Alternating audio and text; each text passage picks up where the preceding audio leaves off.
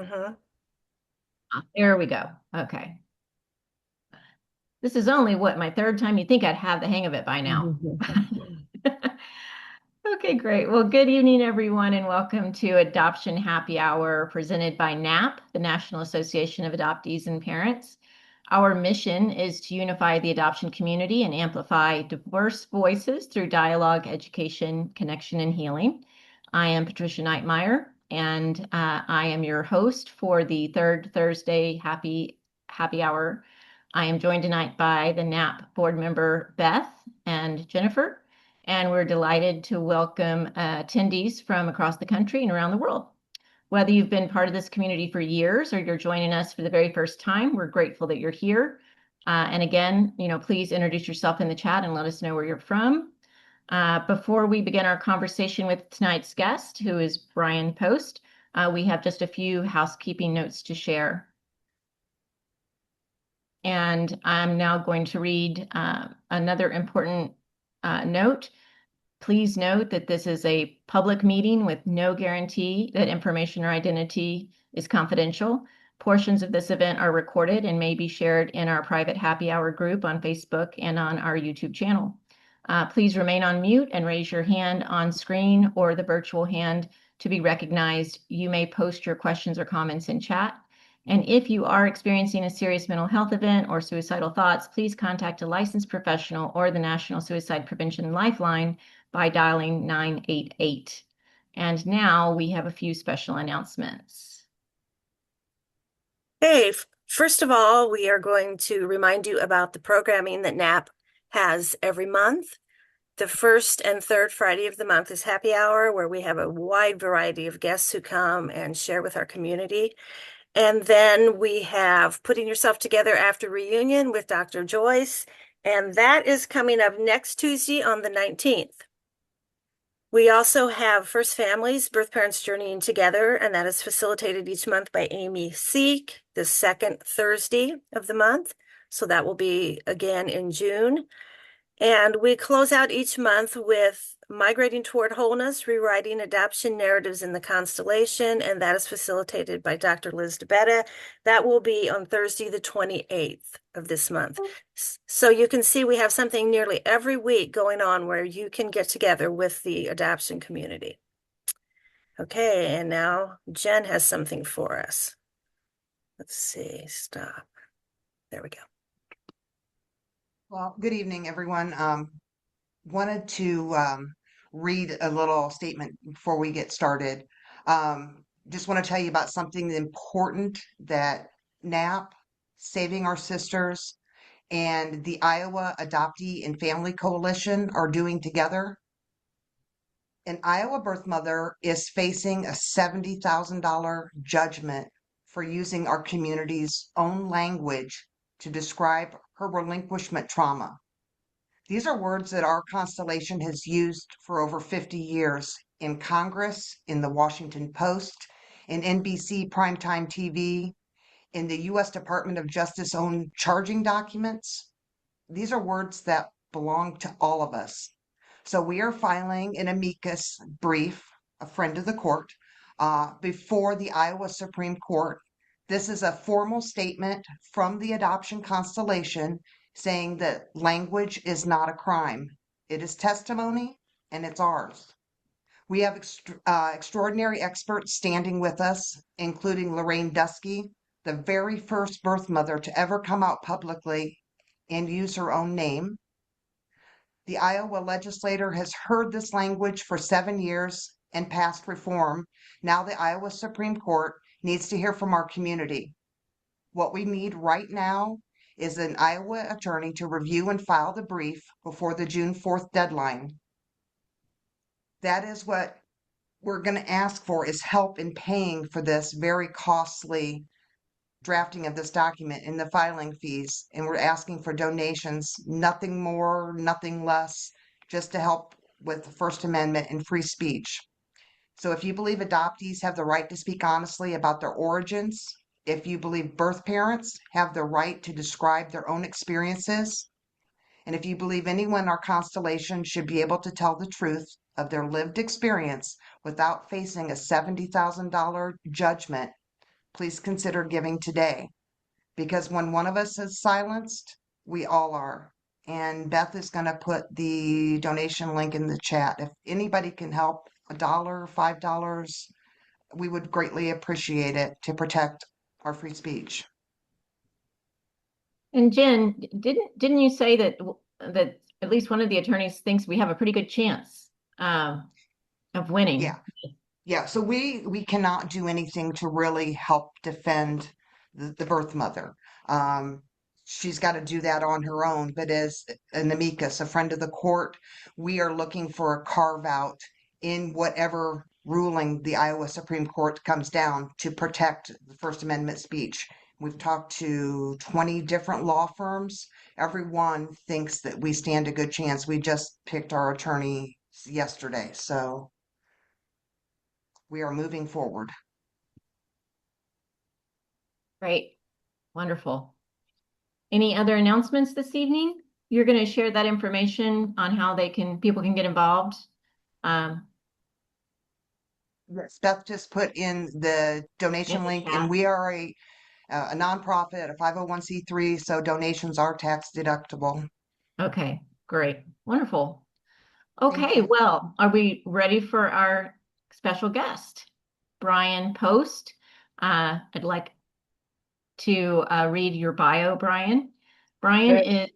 Bryan Post is a renowned child behavior expert, adoptee, former foster child, adoptive parent, and the creator of the Fear to Love method, a relationship-based approach that has transformed the lives of families around the world.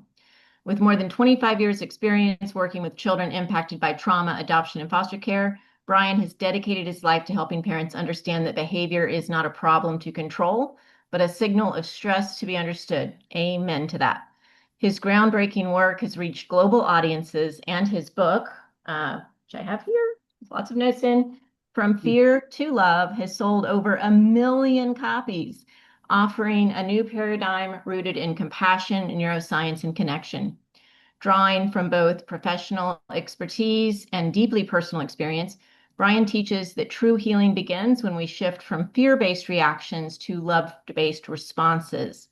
As the founder of LEAF Wraparound and a pioneer in trauma-responsive care, he equips parents and professionals with practical tools to regulate stress, strengthen relationships, and create lasting change in the home. His message is simple yet profound. When we learn to calm our own fear, we unlock the ability to lead our children and ourselves into connection, resilience, and healing.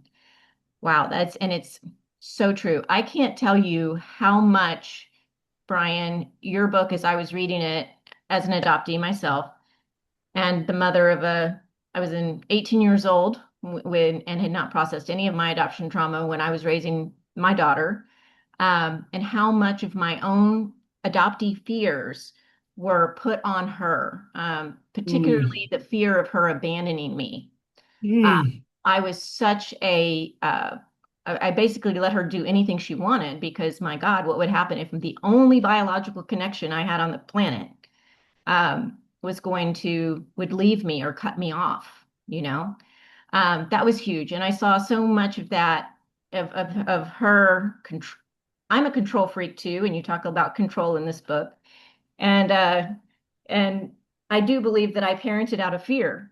And so I'd love for you to begin by telling us basically a little bit about your life and what your life looked like for you growing up, and how you came to the point of writing a book and doing what you do, how you took all of this experience and made a career out of it.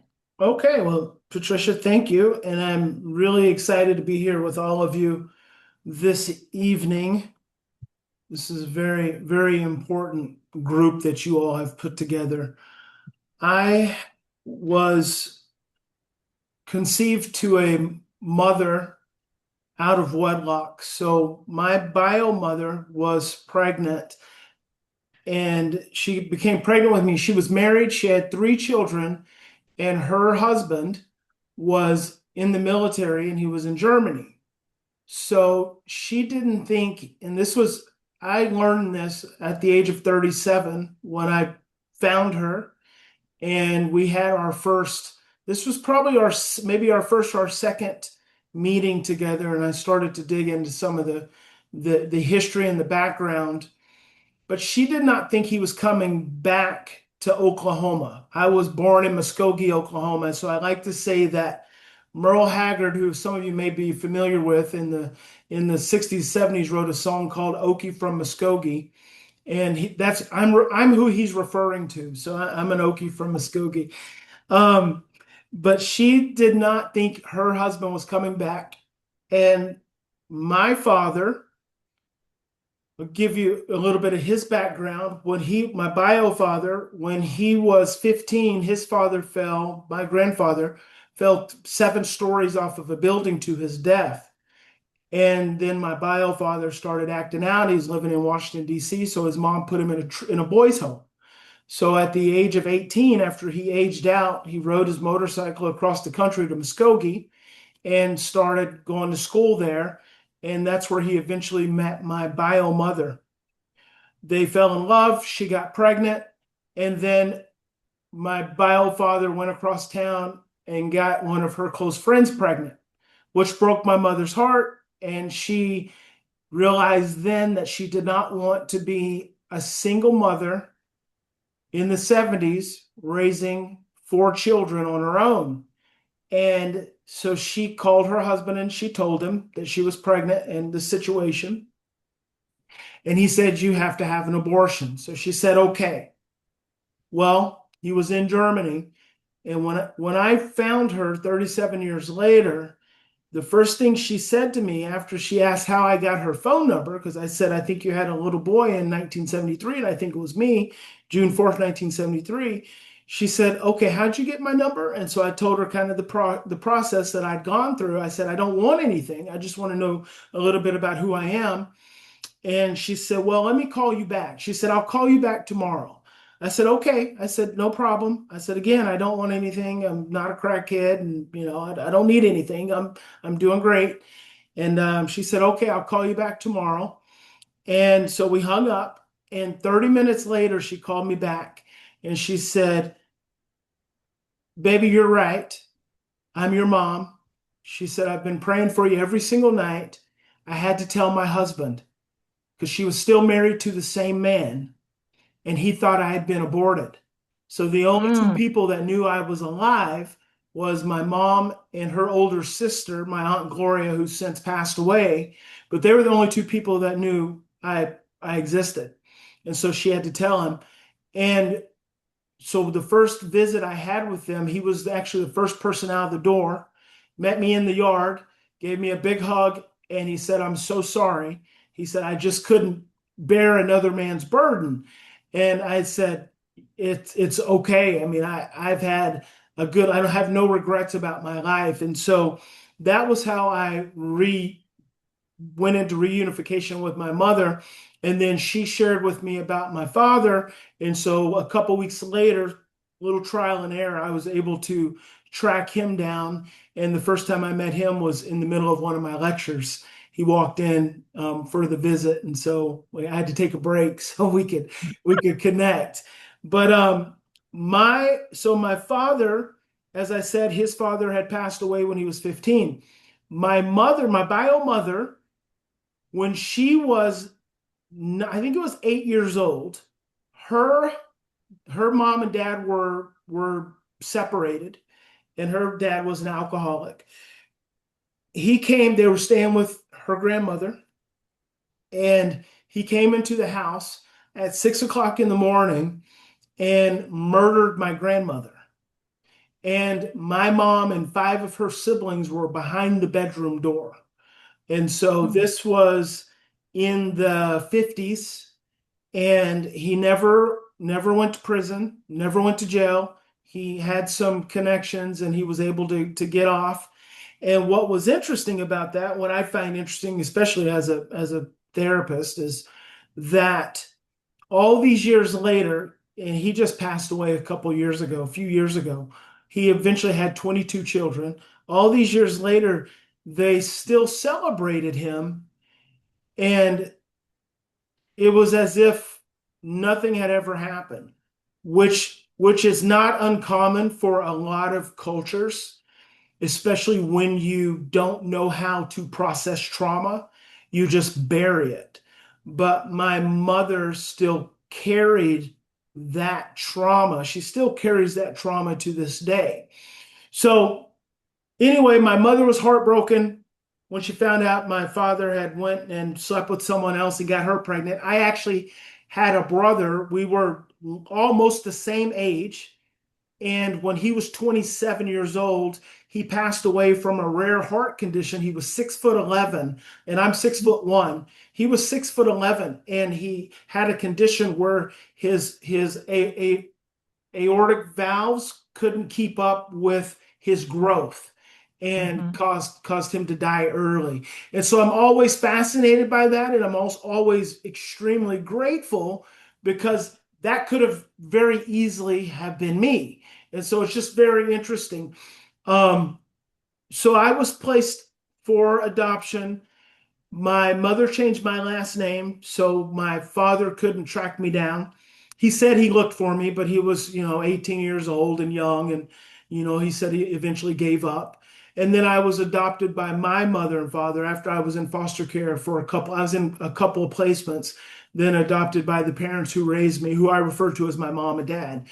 And what's interesting about that is that I also grew up with a sister. My sister, we weren't biological. She was also adopted. So one of the first things my biological mother said to me is she said, I loved being pregnant. And that's a very important statement. She said, I ate the right foods. I didn't drink. I didn't smoke. I exercised. I did everything that I knew I was supposed to do. But she said, I loved being pregnant. So what that indicates is that she was releasing a hormone called oxytocin, which is your brain's anti-stress hormone.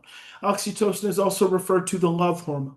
So whatever the biological mother is feeling, the fetus is also experiencing. And so it is a very important part of my work that I help people understand that life does not start at birth. Life starts at conception. By the 4th week after conception, the fetus is already capable of hearing. By the 2nd trimester, the fetus is already capable of psychological processing. Nadine Burke-Harris says that in the first conception to 1 year of life, the human brain is forming 1 million neural connections per second. So it all matters. And it all goes into forming the blueprints of who you later become as an adult. John Bowlby, who is the father of attachment theory, says that your first 3 years of life form the blueprints for all of your future social and emotional relationships. But the 90s was the decade of the brain. And so we learned that it's actually from conception up to the age of 5. Those experiences form the working blueprints for all of your future social and emotional relationships. So when you have trauma, and this is the thing that we oftentimes don't fully appreciate and value, is that when you have early life trauma, so my separation from my biological, and regardless of whether it was great or whether it was traumatic, whether she was neglectful or whether she was nurturing, the biological separation creates an indelible imprint up on your body-mind system. And it is one of the core challenges that we as adopted people struggle with throughout our life. Trauma, you cannot resolve trauma. You have to learn to integrate trauma. But if no one is talking to you or has helped you understand the earliest experiences of who you are, then you won't comprehend why you have anxiety and stress sensitivity and depression and anger outbursts and shutdown. You won't be able to comprehend it because so much of what you're experiencing in the present is rooted in those earliest experiences and can even be not just connected to your in utero experience, but can go all the way back to generational experiences because stress and trauma changes the DNA. So some of the challenges that we experience as adoptees and as individuals, as human beings, have nothing to do with our life experience and everything to do with our grandmother and grandfather, our great grandma and great grandfather, and so on and so forth. For decades, neuroscience says that you can experience trauma and carry it in your DNA for up to 15, measurably for 15 generations. So it's been measured for 15 generations that trauma that shapes the DNA gets passed down. Yeah. So sometimes you don't have any idea what you're dealing with. Mm-hmm. So and please interrupt me at any time because Well, I'll actually, just I would like to interrupt you quick. You've said yes. so many things that I want to comment on. One of the things that you mentioned is, about oxytocin and in the in utero experience. When I met my first mother, she told me that she had drunk and smoked and did everything that she possibly could to try to have a natural abortion. Hmm.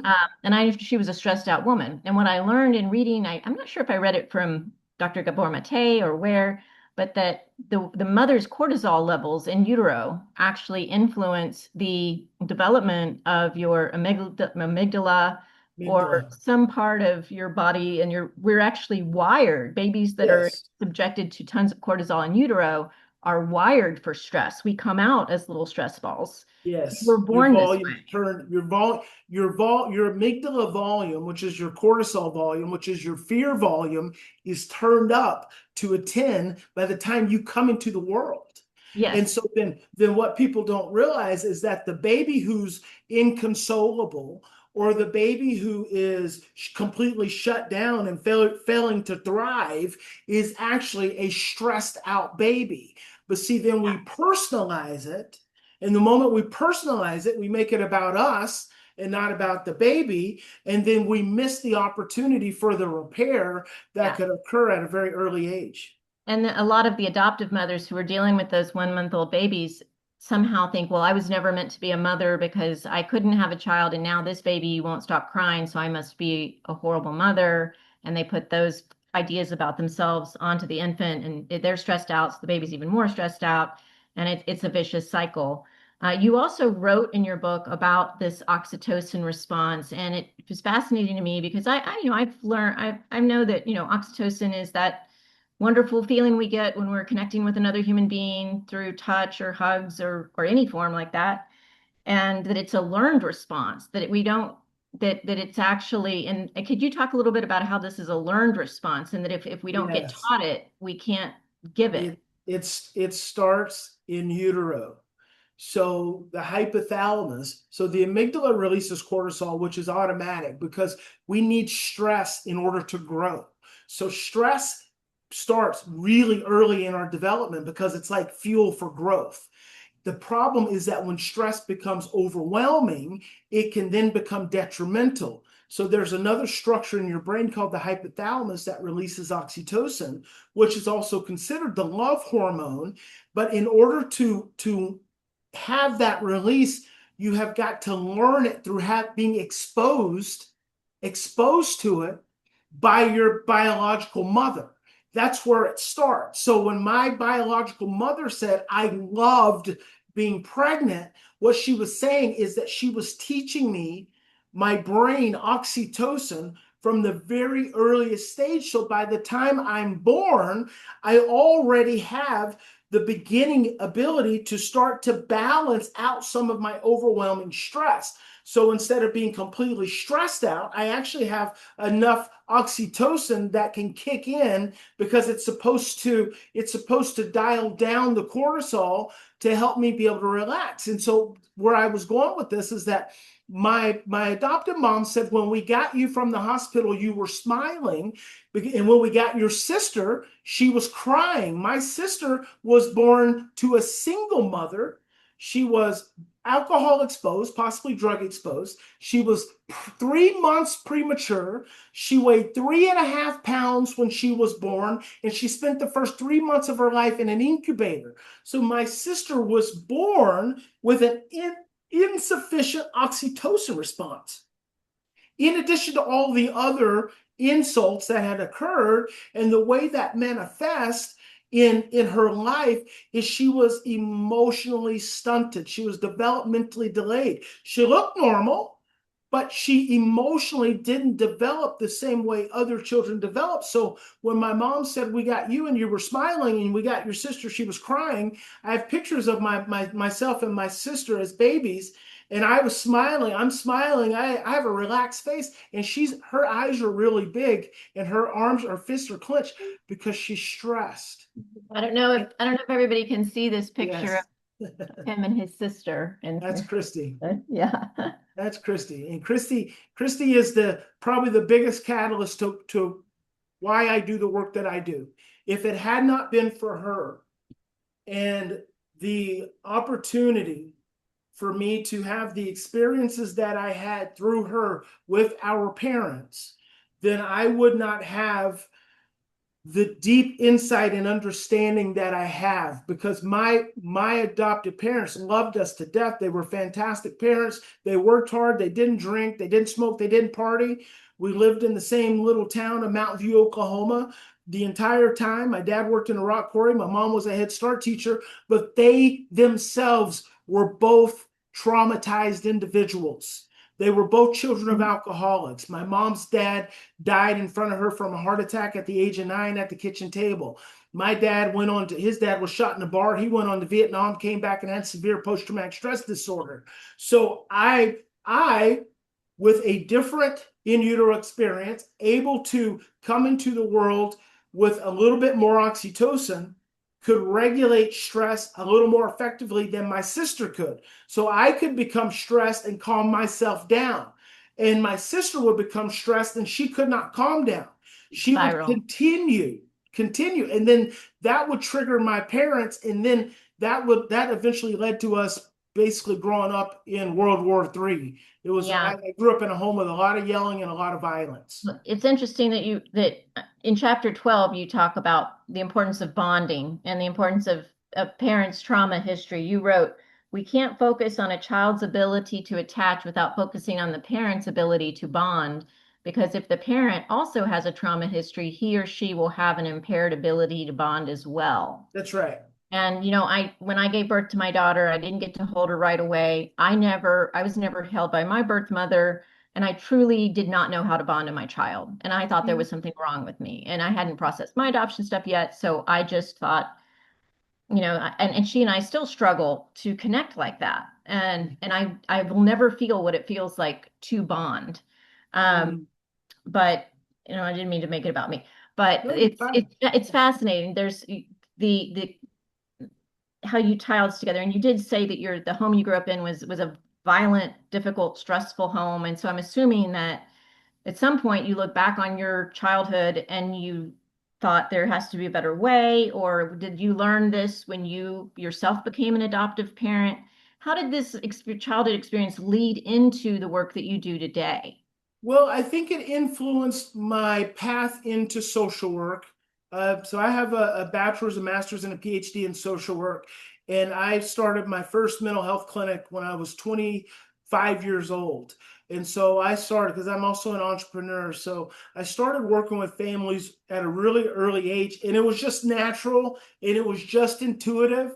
And I think I just was unconsciously programmed to understand dynamics in a little different way, because I really believe that this is what God put me on the earth to do. And that's why I have had the life experience that I've had.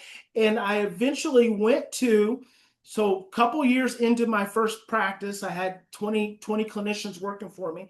I went to an attach conference, which at the time was the Association for the Attachment and Training of the Treatment of Children, or something like that. And so I went to a conference, and it was the first time, even with a master's degree, that I had ever heard about the concept of attachment. I'd never heard of it. I thought it was a phenomenal concept. I'm like, this is great. And so there were two luminaries at the time, Martha Welch, both psychiatrists, Martha Welch and Foster Cline, and they kind of led the movement of attachment disorder and reactive attachment disorder. Foster Cline pioneered Love and Logic, and then Martha pioneered an approach called Holding Time. And I bought both their books, both their audio programs. On the way home, I was listening to their stuff. I read Foster's book, and the next day I happened to have a family come in with a stressed out 10-year-old kid. And I remember taking this kid into one of my therapy rooms, and his parents were observing through a window, and I was doing this Foster Klein process with him. And after I did the session, I was like, that doesn't feel, I don't like the feel of that. It didn't feel good.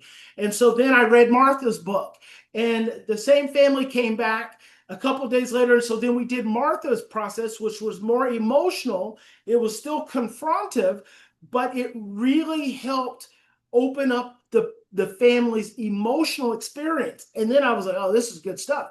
So then the next morning I looked in the book, I called the phone number, Martha answered. I said, this is great. I want to learn more. Where can I come and train more? So she said, I'm going to be in Kansas City. So I drove up to Kansas City a couple weeks later, and I started training. I trained with her for the next 3 years. We traveled all over the country doing intensive work with families. And that is really where I developed the foundation of deep emotional trauma based work.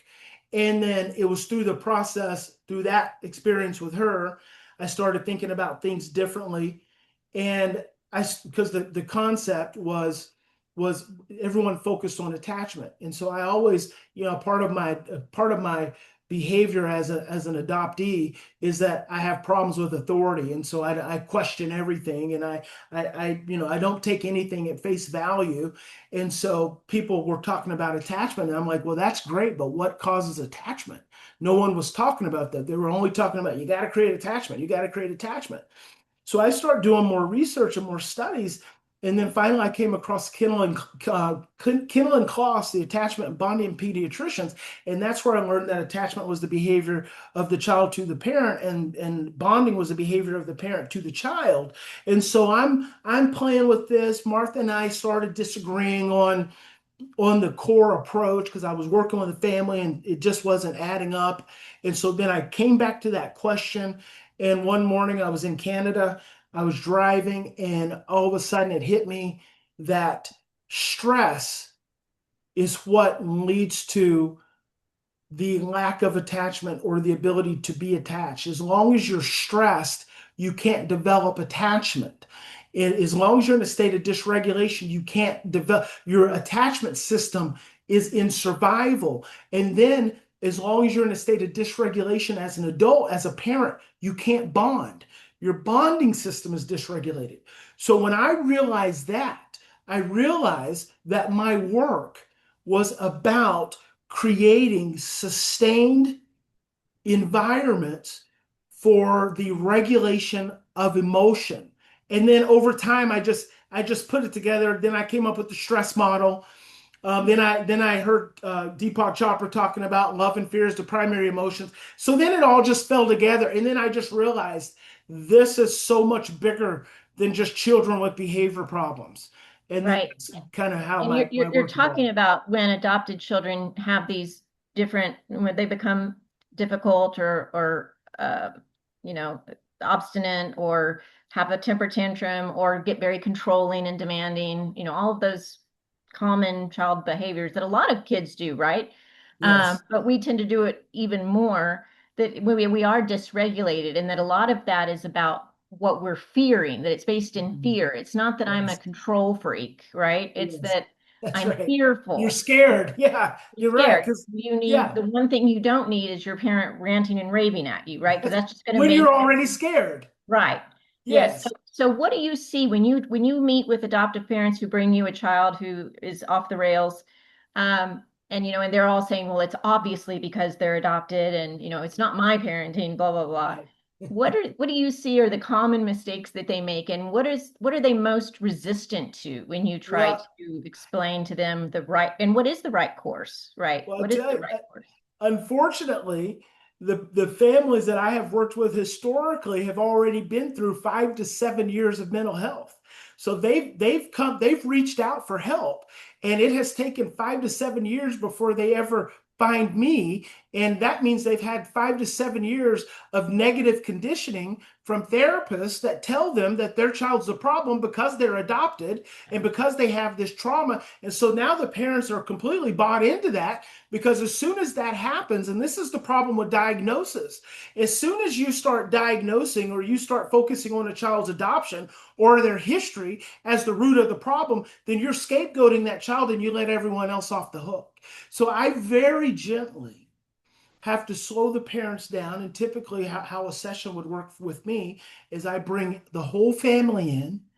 We sit down, we start talking about what the challenges are, where they're struggling. And then after I get everyone to relax into sharing about the problem, which is usually the child, then I'll release the child and I'll say, hey, you can go. I do all my work in homes. I mean, I've almost 30 years. It's all been in-home work. So I'm usually sitting in someone's living room. Then I'll say to the kid, hey, you can hang out or you can go play. And so then I'm focusing on the parents, or I'm focusing on the parent, whoever's there. And then as I'm working to help them feel heard and acknowledged, I help them connect to what it is within them that's getting triggered when their child's acting out. And typically, when I can help them understand what it is within them that's getting triggered when their child's acting out, then I can start pulling their reactivity and their focus off of the child and onto themselves. And when I can do that, then I can start to take them to a path of their own healing. And it almost inevitably, when I can get the parents to start shifting into their own deeper self-understanding, they naturally start looking at their child differently, because we all have trauma, whether we're adopted or whether we're not. We've all experienced some kind of trauma. If you lived through COVID, you've experienced trauma. You know, it's just a part of the human condition. But it's about helping people understand how their reactions to behaviors cause the behaviors to become worse instead of supporting the behaviors for the child to become better. And then that's just an ongoing process. I could imagine that something like timeout is like the worst thing you could possibly do to an adopted child, right? You're abandoning that child. You're making them be alone. It is definitely it is an unfortunate thing. I definitely wouldn't say it's the worst thing, but No, it sure is it's not, but something. Yeah, yeah, it is it's something obviously that not. But we don't understand, that children don't act out for attention, which is a common cultural belief. Children act out because they need attention. Because when a child's acting out, they've gone outside of their window of tolerance for how much stress they can handle. So sending them away does not help them co-regulate, because that's the process of healing, is the ability of two people to regulate together. Attachment is the dyadic regulation of emotion. Two people to regulate together. So instead of doing time out, I encourage parents to do time in. Bring the child into you. But before you can do time in, you've got to regulate yourself. So the first thing I'm always teaching parents to do is, the first thing you got to do is you got to stop and breathe. You got to stop and breathe, because otherwise you're in survival. I highlighted this part that you wrote too. You said, your goal is to become increasingly more aware and conscious of your own fears so that you can breathe through it, understand it, and process it. This provides you with the opportunity to move into love, and you want to parent from that space. In the space of recognizing your own fear, you can more readily see the fear in your child. What are the common fears that the parents are expressing once they get in touch with them? What is it for me? You know, it was obviously that my daughter was going to abandon me, but what are some of those? Is it different for adoptive parents, parents who are adoptees than the average parent? Nope, because it's all rooted. It's 9 times out of 10 rooted out in our conception to 5-year-old experiences. If we can go back and explore that, it's rooted in something related to that. I just was in a lecture in Eureka yesterday, and a grandma was telling me about how she freaks out, and it's not okay for her grandkids to jump on the couch because it's not safe. It's not safe. They're going to hurt themselves. And so when they're jumping on the couch, I tell them to get their little asses off that couch. And I said, I understand that. That's fine. I said, what do you think is going to happen? I said, because that sounds really intense. I said, what do you think is going to happen if they fall off that couch? She said, well, well, something terrible could happen. They could really hurt themselves. And I said, have you ever experienced any unexpected loss in your own life, in your own childhood, in your own experience? Have you ever had any sudden unexpected loss? She said, more than I even care to talk about. I said, so what happens is when they're jumping around on the couch, you become afraid that they're going to fall and that they might die. So your intensity comes from your own unexpressed grief around sudden loss. So that's why you tell them with such power and passion to stop jumping on that couch, because you have a fear that they might die. And I said, that's all coming from past stuff. How many experiences have you ever had where a child falls off a couch and they kill themselves? Mm. And I said, I love to use that. I use that wording very specifically because when we're stressed and we move into survival, Patricia, our core experience, the survival experience, is I'm going to die. I'm going to die. And if you track, my kid won't eat their peas. If you track that back far enough, you will get to the fact that either I'm going to die or they're going to die, and it freaks me out. It freaks me out if he doesn't eat his peas, because then he's not going to get all his vitamins, and if he doesn't get all of his vitamins, then he's going to become epileptic, and if he becomes epileptic, he might die, and then oh my God, we spiral. That's what stress causes us to do, and it doesn't like that. And it seems to me, I mean, I understand that your focus is around adoptees and adoptive parents, but doesn't this work even in children that are not? I mean, isn't this the best approach for children who aren't even adopted? Is it? Yeah, I have seven overall, I have right? 7 children and 3 grandchildren. Yeah. My oldest child is my adopted child, but he didn't come to live with me until he was 15 years old. And I've been practicing this with my own children for years. I mean, it's the only thing that Yeah. I couldn't imagine doing anything else. So Because at the end of the day, it's human behavior. So if we're feeling really anxious about something as a parent or grandparent, this just happened to me at my grandson's baseball game. His younger brother was crawling, hanging off the sides of the bleachers, and it was, he's 13 feet off the ground, and there was cement under him. And of course, I'm grandma. I'm like, get down from there. And my daughter isn't saying anything. She's like, if he falls, he won't do it again. And I'm just like, ah! But I've had a lot of trauma, right? I'm imagining a trip to the emergency room. I'm imagining the trauma of his older brother watching this all happen. I'm catastrophizing as I go. When we're realizing that we're doing that, what is a good way for us to figure out what really is deep inside of us? Like, what questions are we supposed to be asking to figure out the root of this need to come out of our So skin? I have probably one of the best ways. One of the best ways is to stop and breathe. Stop and breathe. Stop and take 3 deep breaths and say to yourself in that moment, I'm not going to die. He's not going to die. We're going to be okay. Calm yourself down. Calm yourself down.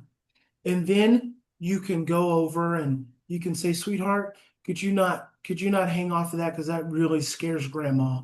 Could you get back up? And he could get back up and you can move on. And then later, when you get home and you're in a quiet place, you close your eyes, you go back to that anxiety that came up, that panic that came up.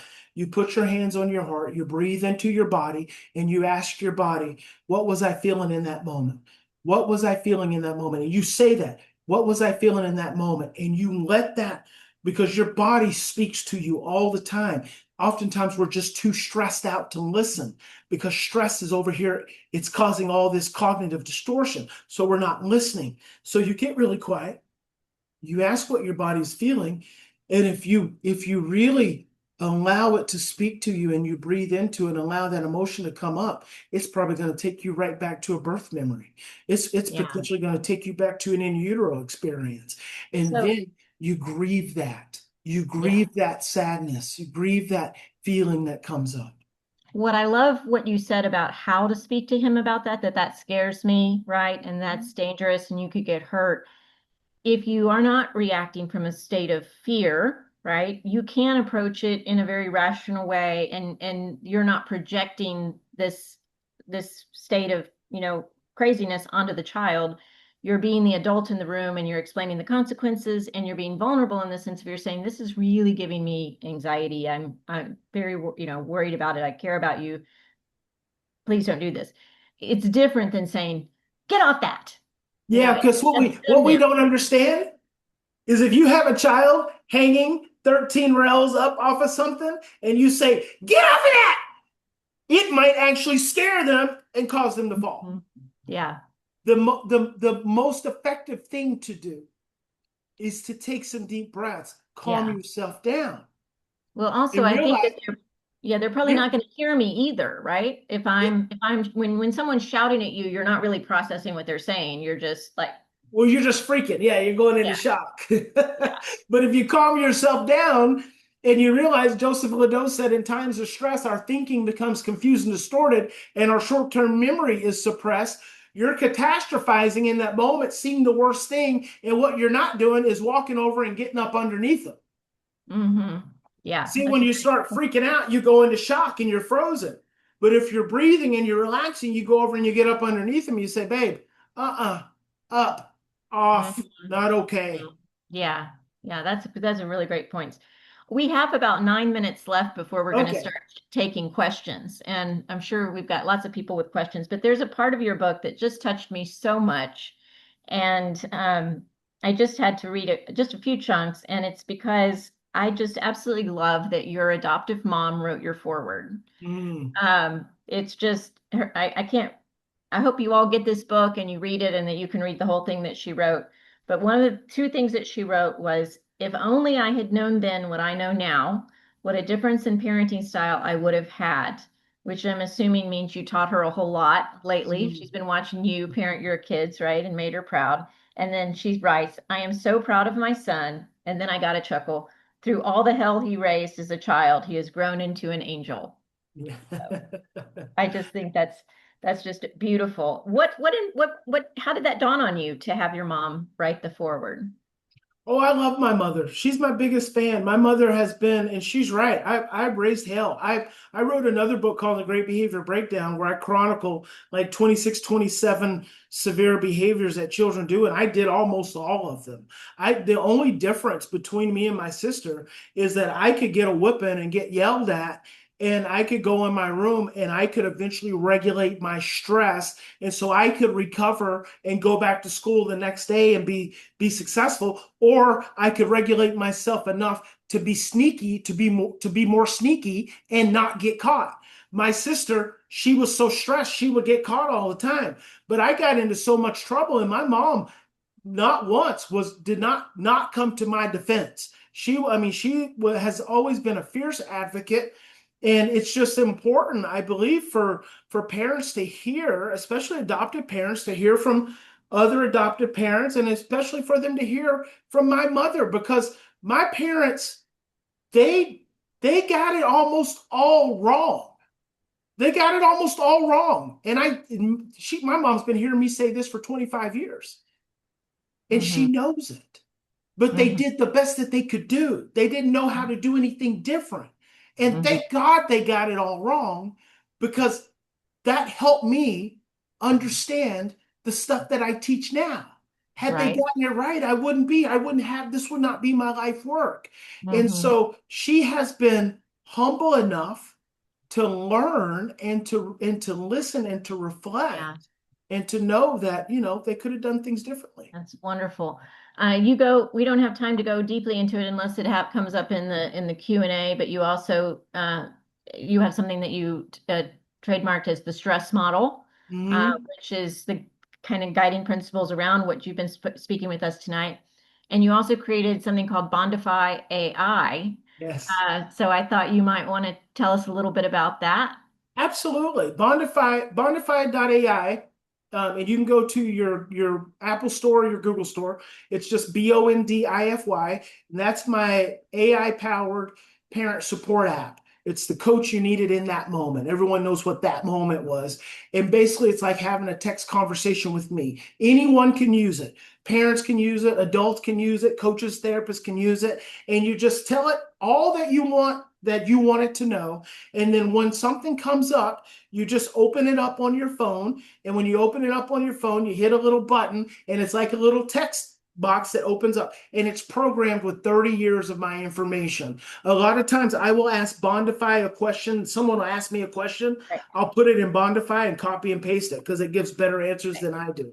So I've been learning a lot about AI myself in my other work that I do. And what you're explaining is that the reason it's different from ChatGPT or Claude or any of these other AIs is that you have given it an intelligence that only you have learned. Everything that you've written in the very numerous books you've got here. I mean, he's got DVDs, he's got CDs and online courses. What I haven't seen you write is a book on marketing, but you sure are good at it. I think you could probably write a book on marketing as well. We've got, almost an entire page of different books.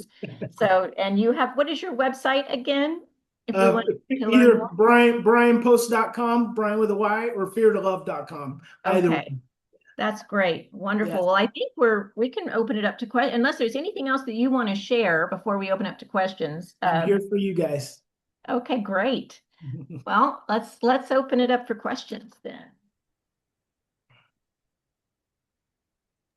I'm looking for hands. Patricia, Uh-huh. we usually stop recording before we go Oh, to yes, I forgot. Yeah, Q&A. thank you. Yep.